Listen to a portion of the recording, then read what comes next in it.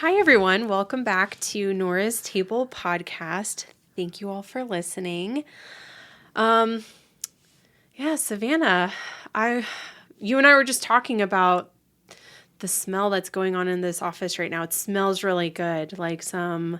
It's got like a sweetness to it, like a popcorn, or well, I guess popcorn would be salty, but no, like kettle corn. yeah, it's got like right? a sweet, like there's either a bakery nearby or some kind of bread or something. It smells so good.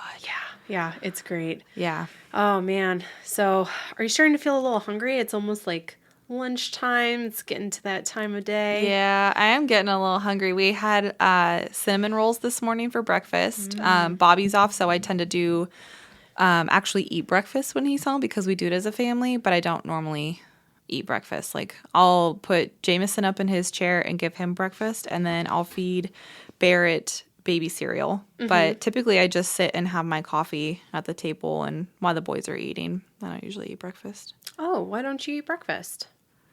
I don't know. Just I don't know. Lack of time because Bear is very impatient about eating. You better have the next spoonful ready before he's even swallowed the last bit of mouthful. So if I'm not like on it, he starts to get mad. So it's hard, like especially at dinner, if I'm cutting up a steak or something, if I'm not immediately shoveling food in this kid's mouth, he's like, "Meh," you know? So it's hard for me to eat and then also feed him because he's not a patient kid when it comes to his food. Yeah. I think he gets that from me. Do you think it's important for your children to have breakfast? Yeah, always. Yeah. So why isn't it important for you to have breakfast?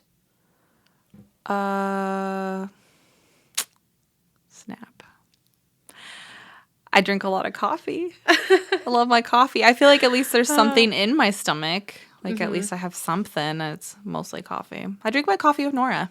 I drink my coffee at the table every morning with my kids and with Nora. Yeah. So if listeners, if you haven't heard the previous podcasts that we've recorded, the reason this podcast is called Nora's Table is I gifted my mom's table to Savannah.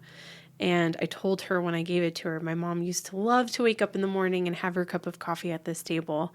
And so now Savannah's continuing this tradition and she's having coffee with my mom, which I'm sure my mom loves it and appreciates it. Yeah. For sure. Yeah, it's nice to feel like I have a grandma presence around my kids, you know? So if she's got any connection to this table, she probably gets a kick out of our family meals.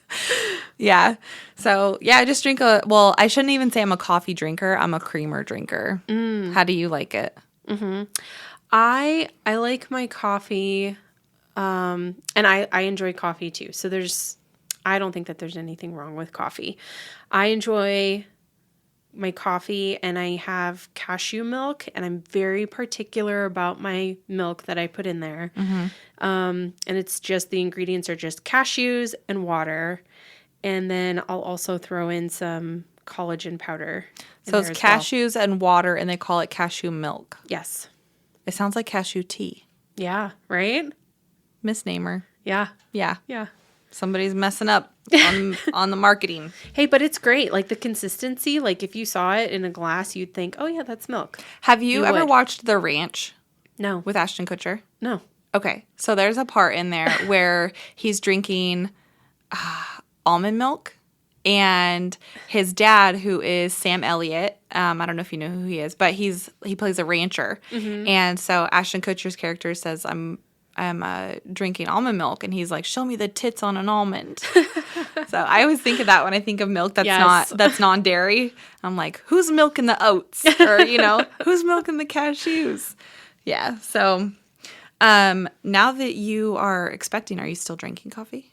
Yes, listeners, I am pregnant. So I think I mentioned it in a previous episode, but I didn't say openly. I'm pregnant. Yo. And then after we recorded, Savannah's like, when you said that, it sounded like you said that you were pregnant. And I was like, yeah. And then I was like, oh, well, maybe I should specify that. But anyways, what was your question? Are you still drinking coffee? I am. I limit the amount of coffee that I do have. So I make sure that it's 1 cup, and it's not, a ginormous cup. It's literally a small serving of coffee. And for myself personally, I've stopped drinking coffee in the past. I'll go a few weeks without drinking coffee. And what I miss is the routine. I miss waking up. I miss smelling that cup of coffee. I miss having something hot and warm to drink in the morning. And it's just like this routine that I enjoy. So I do love that. And I'm sure other people can relate to that as well. And it's also really nice to sit down with a friend and go to like a coffee shop and have that moment and that routine that you do with that person. So I do still enjoy my cup of coffee. But we kind of wanted to talk about this episode in regards to just overall mental health and what you're consuming and putting inside of your body and how it could potentially be affecting your mental health and your hormones, which they're all connected. If there's a hormone imbalance, it can absolutely affect your mental health, and if you're experiencing symptoms of anxiety or depression. And anything that we talk about today, I want to preface it by saying we are not medical doctors. So please do your own research. This is just tips and suggestions. But if there's something that we say and you're like, oh, I'm interested about that, go ahead and do some research on it. Go talk to a medical professional. I really like to encourage people, if you have the opportunity, either if you have the finances to, or if your insurance will cover it, to also speak with a nutritionist. I think that that's really important. I can share a personal story about a nutritionist that I spoke to. When I had my first child, who is now 3 years old, I was breastfeeding him, nursing him, and I was kind of stuck at a certain weight. And I'm not, because of a past eating disorder, I'm not super strict with my weight, but it was concerning in the sense of I was eating well, so I thought. I'll get into that. I was eating well and exercising and thinking to myself, why am I not seeing any physical changes in my body? And there was also a lot of personal stress that I was going through with my mom being terminally ill. And so I think a lot of that had to do with an influx of the hormone cortisol. Mm-hmm. Which is your stress hormone. For anybody listening, that's the stress hormone. I was very stressed out. I was just constantly taking care of my mom. But I went ahead and I met with my medical provider and we did blood work, and she didn't notice any significant issues. She's like, you look healthy, you look fine. And then I said to myself, well, I'm just going to go ahead and meet with a nutritionist as well. And so the nutritionist had me write out what I was eating in the day. And yes, I was making quote unquote healthy choices, healthy decisions. I was eating enough protein. No, take it back. I was eating protein. I was eating a good amount of vegetables, but she broke it down and she looked at it and she said, you're not eating enough calories throughout the day. And I was almost shocked to hear that I wasn't losing weight because I'm not consuming enough calories. And it's just really interesting when you sit back and you think about, okay, my mental health and eating well and making sure I am eating enough to achieve goals that you want to achieve in your life. And not necessarily about losing weight, but about having enough energy to interact with your kids or to go to work and get your job done or do your goals at the gym and so on and so forth. But as soon as I was able to work on stress management and then started to eat more frequently, I did start to see positive changes in myself. So we can get into, I don't know if you can relate to any of that at all. Yeah, Savannah? but I want to make sure that I heard you right. So you weren't losing weight despite not eating enough calories. Correct. Okay. Is that because your body was maybe holding on to what you were eating because it didn't know when the next meal was coming? So it was just kind of like almost like going into like hibernation or something. Right. Yeah. It was probably, speaking to the nutritionist about it, it was probably a combination of things. It was probably that cortisol that I had from all the stress dealing with my mother who's terminally ill. And if you've ever been a caretaker for somebody that's terminally ill, it's very draining in every sense of the word. So there was that factor. And then I was also breastfeeding and nursing. So my body was thinking all of these calories that I was consuming had to go to my child. And then my body also thought I have to hold on to these calories so that I always have enough nutrition for my child. Yeah. That I was nursing. So, eating more frequently definitely plays a role in just overall how you feel too. So let's talk about what was your mental health like? I mean, you said you were taking care of your mom then. Mm-hmm. So already your mental health has, one strike against it, having, that kind of stress. But once you started eating more frequently and obtaining the calories that you needed to keep up with breastfeeding and things like that, how did that change your mental health? So I think that's so tricky because it really took I was still super stressed out until my mom has just recently passed away this last September, September of 2022.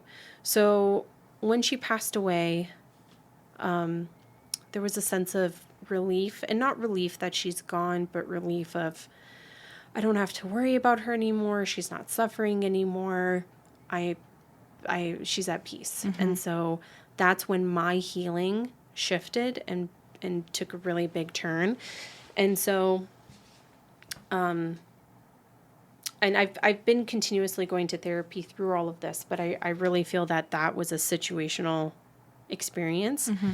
So once I was able to start this healing process and really address, okay, let me make sure, because I would cook all of my mom's meals for her. Mm-hmm. And it's almost like you're saying, like, you feed your children, but you forget to eat yourself.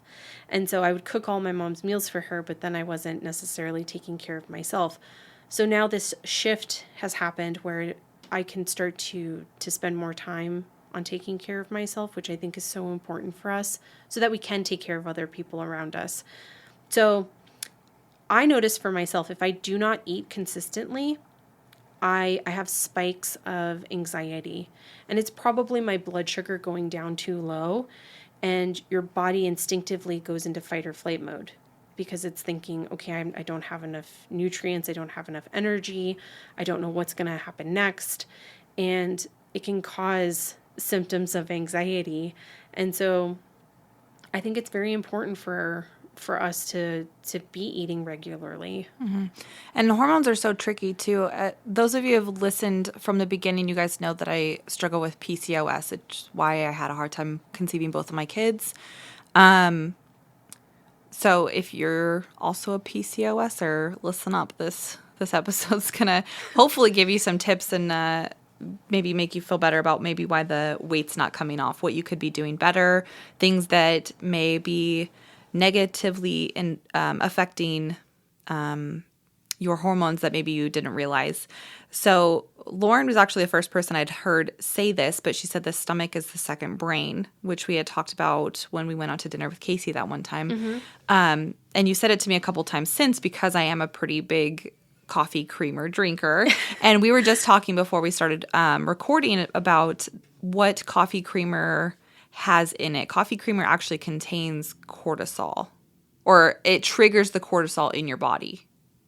It can, and this is why I believe it can, and it's because of the amount of sugar that is put into specifically coffee creamer, and combined that with the caffeine of coffee can spike your cortisol. Oh, yes. So caffeine is where the cortisol comes, not the coffee creamer. Yes. It's the caffeine itself. Right. So, and caffeine's in a lot of stuff. It is. And I want to also say that food in general, I don't want to label anything bad or good. Food just exists. Mm-hmm. It's just there. And it's just about you as an individual being mindful of, okay, what am I putting into my body? How is it making me feel? What are the goals that maybe I want to achieve for myself? Like, do I want to address my hormones and start to balance them? And maybe that's something where you start off going to the doctor having a hormone panel taken where you can see maybe what hormones are not balanced and then how to start to address that with your diet. And so, and I also think that if you have a hormone imbalance and you take medications, there's nothing wrong with that. But you can also try these things with your diet and just kind of play around with it and see how you feel to see if it does create a positive effect for yourself. Okay, so aside from those of us that love coffee creamer, probably too much, what other maybe guilty pleasures aren't doing us any favors? There's caffeine in chocolate. Chocolate's a big one, especially because that's what people crave when they're like PMSing and stuff. You want chocolate, and then here it's not doing your body any favors. It's certainly not helping your hormones.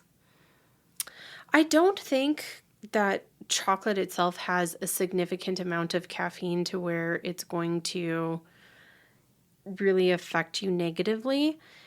I think it all depends on specific ingredients because chocolate itself does have antioxidant benefits that can help you, just like berries, like blueberries have antioxidants. I think it just depends on the specific ingredients, like what quality, what kind of chocolate are you consuming? There's a brand that I personally really like. It's called HU.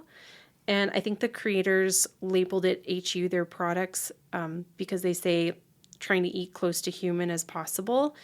And I think that they follow like a paleo type of mentality. But there's chocolate that these creators make from this brand.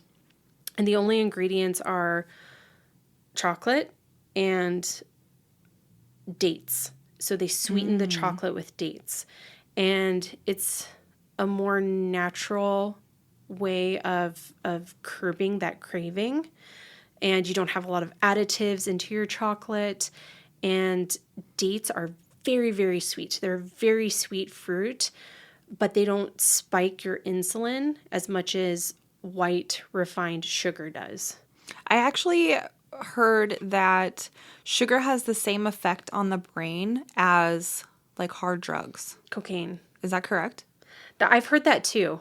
And it's Every just time as I have, addictive. every time apparently. I have sugar, I'm like, oh, this is why my brain doesn't want to get rid of it. Mm-hmm. So then I almost feel like I'm just as bad as, like I struggle with just as much of an addiction as somebody who does coke and can't get rid of it because when my kids go down, that's the very first thing I want is sugar. Mm-hmm. So if my brain's not able to really tell the difference between me having sugar and me having cocaine, then that's not good.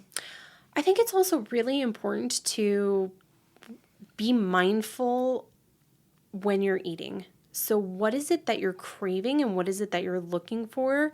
And where is your mental state at that you're craving these specific things? So again, there's nothing inherently wrong with sugar. It just exists. It's just there. If you're wanting to cut back on sugar intake, I like the type of mentality of adding something to your lifestyle versus taking away.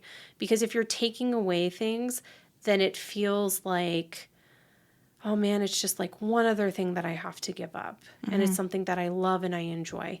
So for example, if you love your cup of coffee in the morning with your creamer, but you tend to skip breakfast, what about adding some sort of protein supplement to your coffee so that you are getting additional calories and some protein that helps you feel full into that routine? Yeah, make it more sustainable. I think that's why a lot of diets don't last is because you have to give up a lot rather than making it a change of lifestyle and a more sustainable way of cutting out, things that are really heavily sugared or a lot of fat or carbs or whatever, rather than changing it into a way that's like I can have the fat, but it needs to be healthy fat and making it more sustainable.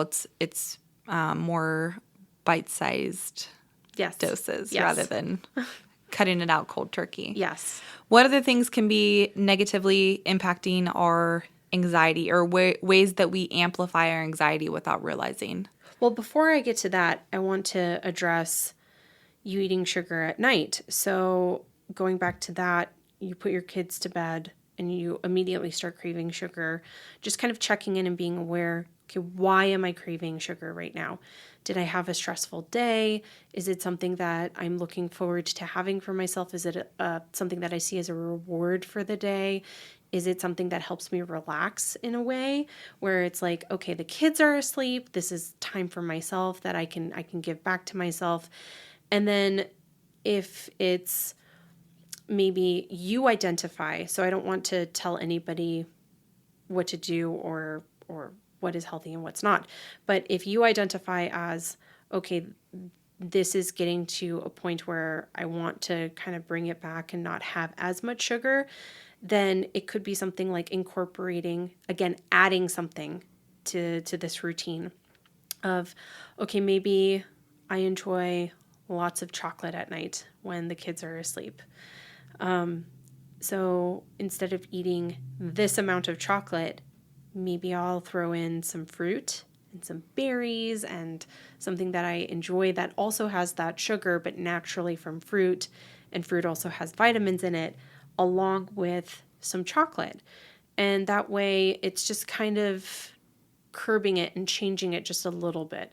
And it's not taking away from that routine that you have for yourself. And it's not taking away something that you enjoy, but just adding something different. So it's kind of funny that you said adding in fruit and stuff, because as I'm listening to you, I'm trying to also internally dissect or get to the root of why. Like as I'm listening to you, I'm trying to also figure out why it is that I crave the sugar. And I'm thinking it might be a convenience thing, because it's easy for me to reach in the cupboard and grab a handful of cookies than it is for me to actually make something. So say I'm having a craving for brownies or something, if this magical plate with a cut up apple and some peanut butter presented itself and I didn't have to go in the kitchen and actually do this thing at the end of the night when I'm exhausted, I would probably be satisfied with the apple, if I'm being honest. It's not late at night that I'm having such a bad sugar craving that I'm like making brownies or like trying to bake a cake.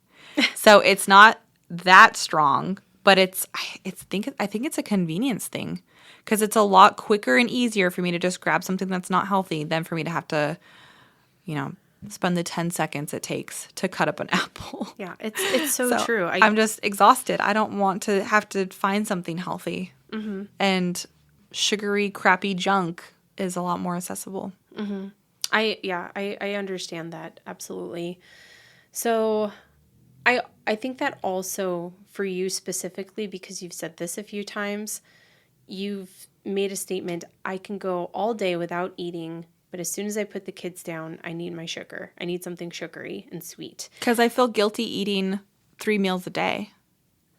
I'm already a curvier girl because of having 2 babies pretty close in age and me not really getting down to a healthy weight in between pregnancies. So now I'm at the heaviest I've ever been. I don't love it. I wish I was a lot thinner. But after I eat a meal, I feel guilty. Because I'm like, I'm just putting more fat and more carbs and more sugar in my body when I should be fasting to try to get rid of the weight. So if I have 3 meals a day, I feel like crap at the end of the day. And I just have this thought like, all I did was chase the kids around. I didn't work out. I didn't get on the bike. And then here I've been eating all day, So mentally I feel better if I don't eat all day. Yeah. And the reason I laughed is because if anybody has a toddler, chasing your toddler is like running a million marathons. Yeah. They're nonstop.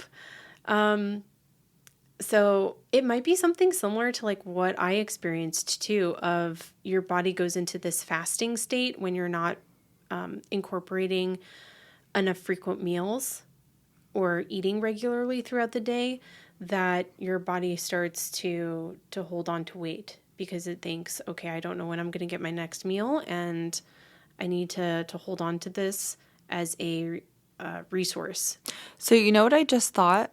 Now that I just said that out loud, I'm reflecting on our eating disorder episode. One of the ones that we talked about was not eating because of the fear that you have of eating. Like the fear of the the consequence of eating Yeah. or the fear of like gaining weight, or I'm trying to think like the natural consequence of eating, gaining weight or intaking calories or whatever. That's where I have the most guilt. So that's where I like try to fast. Yeah. And you're not the only person that thinks this way. So is that an eating disorder? There's lots of people. I think I'm not going to diagnose you. Yeah, I of would course, have yeah. to. Yeah. You would have to meet with a therapist. I am a therapist, but I am not Savannah's therapist. Yeah. You would have to meet with somebody, and they would bring out their diagnostic manual that I've mentioned before, the tool that we use for diagnosing, and they would go through that list. But I could probably say that you have an unhealthy relationship with food, or Definitely. unhealthy thinking with food. And so these are tips and suggestions that we're giving because I can relate to what Savannah is saying. I'm pretty sure there's other people out there. And people that identify as men also struggle with these thoughts. And sometimes their thought is the same, that they need to restrict food, that they need to become thinner. And sometimes it's the opposite, where they feel that they need to put on more weight and more muscle because that's what's seen as manly, air quote manly. And they become almost obsessed with certain body parts, and it can create almost a body dysmorphia where you don't see what other people see. You have like an altered negative view about yourself. So again, going back to eating and eating regularly, this is not only important for your physical body, but also for your mental health. If you're restricting food intake, restricting calories, your anxiety is going to spike. Your level of depression is going to spike because your body is telling you, your brain and your body are fighting against each other. It's telling you, I'm hungry. I need more calories. I need to eat so that I can function and do these things. And then you don't have physically enough energy to do the things that you want to do because you're starving all the time. Yeah, in the last episode we talked about was it HALT? Yeah. So The so acronym. hunger, the acronym, holy moly, acronym HALT, hunger, anger, loneliness, tired. Yes. So I kind of used this when I was a new mom with Jameson when he was little. When he would start to get fussy or cry, and we were just kind of looking at each other like we don't know what to do with this baby. We started developing like a checklist. So diaper. Is he hungry? Is he tired? Does he just want to be held? There's like boxes that you check when you go to assess what a baby who can't communicate with you needs. So it's the same thing with us. Like if we start to experience anxiety or we're getting irritable or whatever, start going through that checklist. Are you hungry? Do you need a nap? Do you just need some connection with somebody? Do you need to call a friend, call your mom, hug your husband, whatever? Are you craving just a connection and feeling lonely? Is that where it's kind of presenting itself is through anxiety because you're feeling a disconnect? Are you angry about something? Are you internalizing something and maybe just deflecting in a different area? So I like that HALT. I think that's a good reminder to check in with yourself when you're feeling anxious or depressed or whatever. There's probably other areas that you need to be focusing on that will alleviate your secondary symptom. Yes. I shared this story with you before, but I had a client that would come in and we would process and talk about her anxiety. And that was a big focus of our sessions, anxiety. And she would come in with this huge, probably 40-ounce cup of iced coffee every single session. Which sounds delicious. I'm sure it was amazing. And she would drink at least half of it, if not finish it, during our 50-minute session. And I pointed out to her one time, how much coffee do you drink in a day? She probably drank 2 of those in a day. And we talked about, what about decreasing the caffeine intake and seeing how that feels for your anxiety? And these are just small things that you could be doing at home.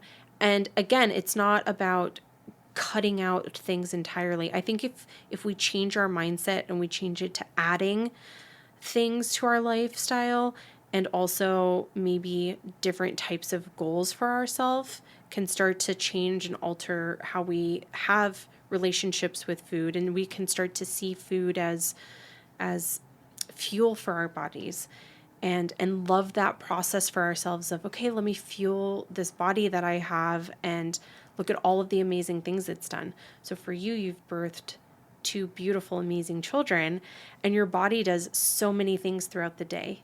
Your house is immaculate. Your house is beautiful and clean and thank you. put That's together. gonna make me cry. I work really hard on my house. And so, why not give back to yourself and reward yourself with, fueling it how it's supposed to be? Your children look at you and they think that you're their hero. They love you so much. And so, starting to change those things about ourselves and how we see these things can change those relationships with our diet throughout the day. And so some other things that we can add is exercise. So if you can set certain goals for yourself of maybe certain amount of steps every day, or if you like to go to the gym, what kind of goals can you set for yourself in the gym? Or if there's a exercise class that you want to take, setting that goal for yourself. I want to take this class one time a week or X amount of times a week. So setting those goals for yourself, and then tuning your diet so that it can help you achieve those goals, I think is helpful, because you're adding something to your life.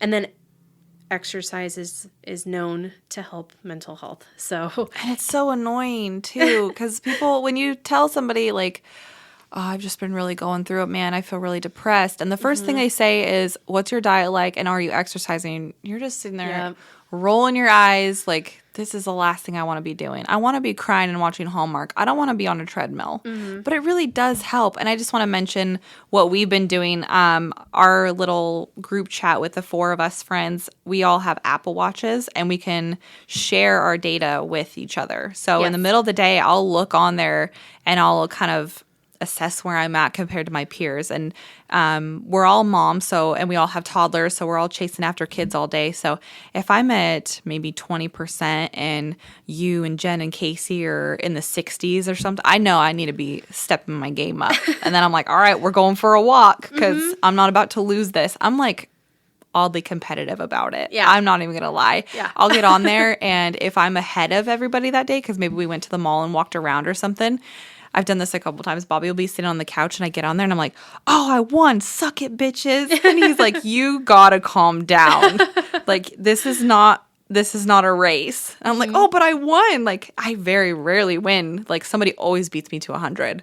But then I'm like, yes. And I'm like oddly competitive about it. And it's kind of fun. It keeps me motivated to continue to want to exercise or get on the bike or whatever. And I get little notifications when you finished a workout, or Casey really likes skating. So if she finishes a workout, I'll get a little ding about it. And then it makes me really proud of you guys too. But then it also reminds me, hey, we need to be doing something. We need to get a little more active today. So that's kind of cool. It's like a healthy competitive / motivator. Yeah. And we all like message each other when we complete a workout and say, hey, good job. And something you pointed out too, there's 4 of us in this group, and we all exercise differently. So either you're walking or you're biking. There's somebody else in the group that enjoys skating outside.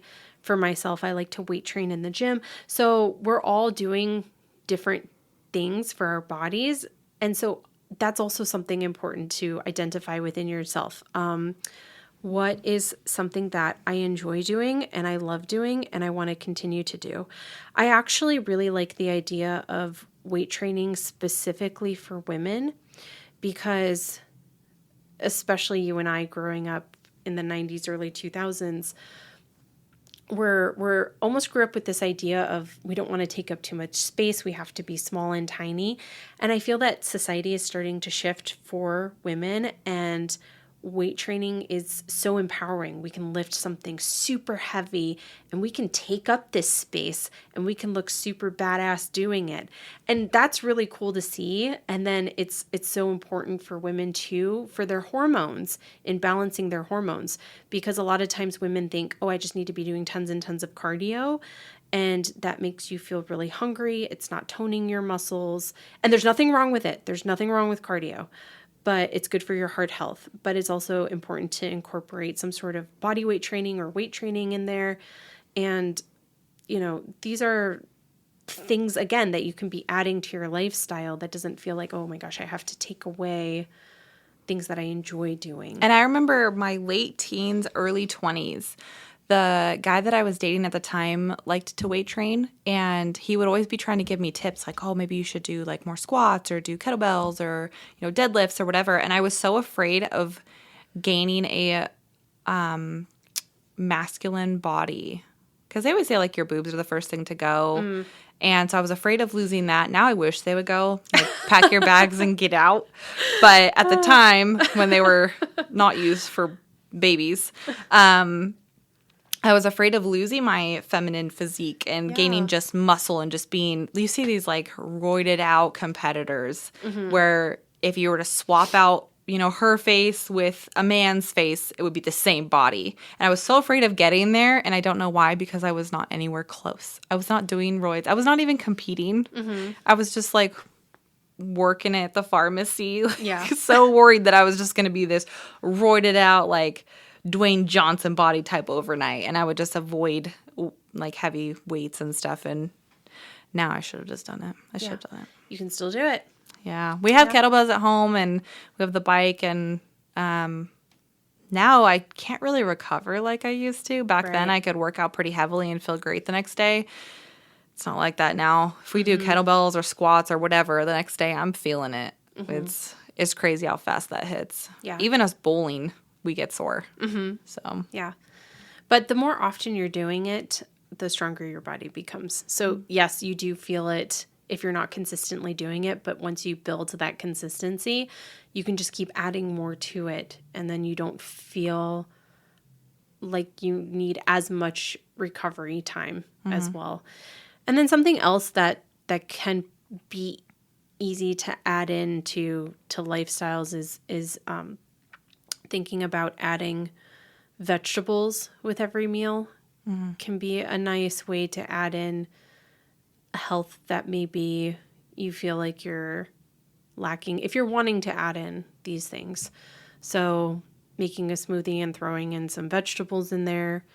And then something that a friend of mine told me that I really resonated with, and then I'll share it here.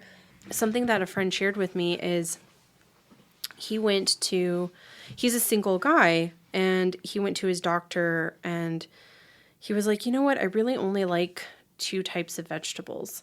And his doctor said, if you just eat those 2 types of vegetables every day, you're still getting your vegetable intake.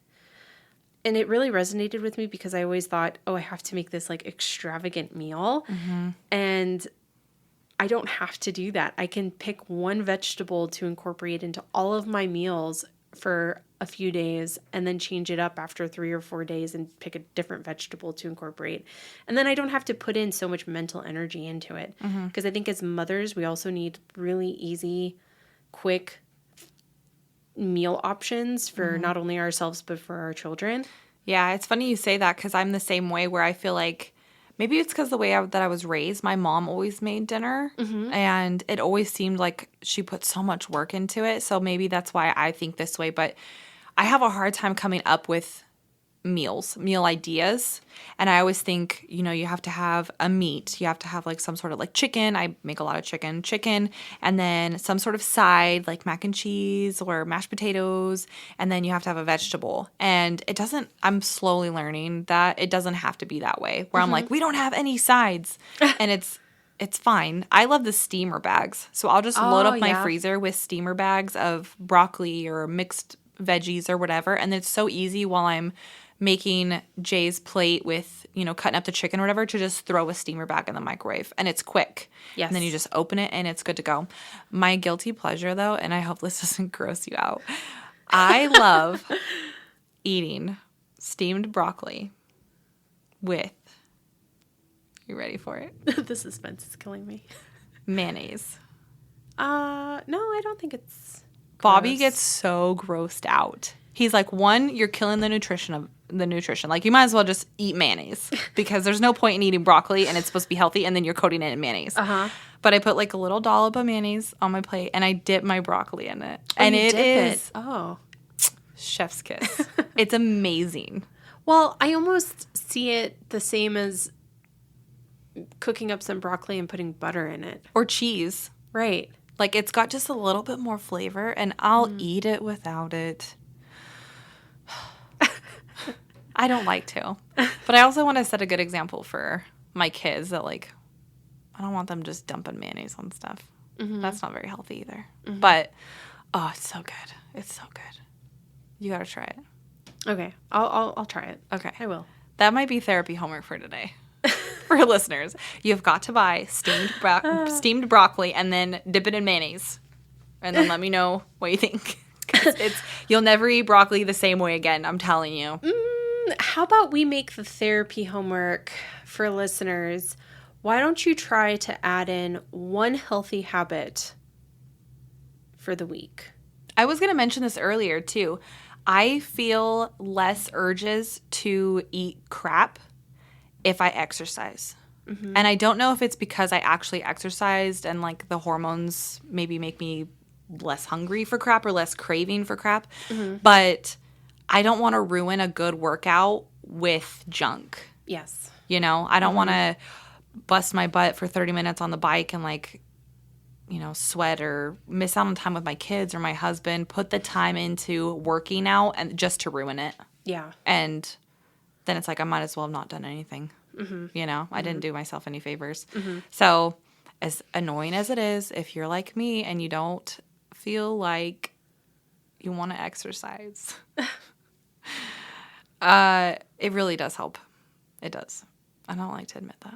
For your mental health? It does. Yes. For my mental health, for my appetite, for, like, my diet, lifestyle. And it doesn't always happen. I'm not somebody who gets upset if I don't get a workout in that day. It is nice to have it. But if I'm not feeling it, if I'm too dang tired, I'm going to bed. I'm not going to worry about the bike. I did the best that I could that day. That's important, too, to be very aware of your body, your mental health, and everything is all about a balance. Mm-hmm. So I think that's kind of key for this episode, too, is everything's balance. So balancing exercising and knowing when not to exercise, because that's important, too. Balancing your diet. So still, your life, you should be enjoying meals and mm-hmm. food. And your life should be enjoyable. And if you're miserable eating things that you don't enjoy eating, that's not beneficial for your mental health either. So finding that balance for yourself of knowing, okay, when I can indulge and when I should be focusing more on the nutrition of what I'm eating, and just balancing that within yourself is very key. Mm-hmm. I also think a big factor in my anxiety is when Bobby works a lot, when I'm having to solo parent and I'm lacking that connection in the house. I'm not having much adult interaction, or if my friends are busy and I'm not hearing a lot, like on the group chat, if I feel very isolated, that also will spark the anxiety. Having a lack of connection, mm-hmm. I think, does a lot for me. Mm-hmm. And that's something that I guess now that I've realized that that's a thing for me, I've paid more attention to it. But if I'm feeling anxious or, anxiety in my body, it's hard for me to get to that as the reason why. Mm-hmm. First, I'm like, oh, I'm feeling anxious. And then I'm like, why? Am I stressed? Have I eaten? Am I tired? Usually, have I hugged my husband? Am I feeling a craving for connection? Yeah. Is the last one. I think it's not usually one that we think of, like, right off the bat. but I do think it's really important. It is. We as humans crave connection. Absolutely. And knowing what kind of connection. So if you're with your children all day long, that's one thing, versus being with a friend who's another adult that you can have adult conversation with, or with your partner if maybe they've been working a lot and you feel like you haven't had that connection with that person for a while. So it's very important to be mindful, aware of what you need so that you can communicate it to other people around you. Yep. All right, therapy homework. Add one healthy habit into your daily, weekly. You decide what you want it to be. If it's I want to try this one workout class and I'm going to go to it on Friday at the end of the week. That's one healthy thing that you've done for yourself. Maybe it could be daily if you want it to be, if you feel like that goal is attainable for yourself. But just one healthy habit, and try it for a while, try it for a few weeks and see how it feels. Yeah, try going to bed an hour earlier to help combat some of the tired and fatigue, or cutting back on coffee creamer, cutting back on caffeine, trying to cut back with a sweet tooth, adding more vegetables in your meals. Even if you get a smoothie, like go through a drive-through, get a smoothie, but then add something else, avocado or carrot or something. So it still tastes sweet. You're not chugging down like a carrot smoothie, but still got those healthy benefits. We just want to give a quick shout out to Ignis Umbra Studio, where we are recording. Follow us on Instagram at Nora's Table Podcast, Facebook Nora's Table Podcast, YouTube Nora's Table Podcast. We're very original. You will know exactly what you're looking at when you find it. My stomach is growling. Is yours? All this talk about food, we got to go eat. Yep. Got to feed Lauren's baby and feed me. All right. We will catch you guys next time.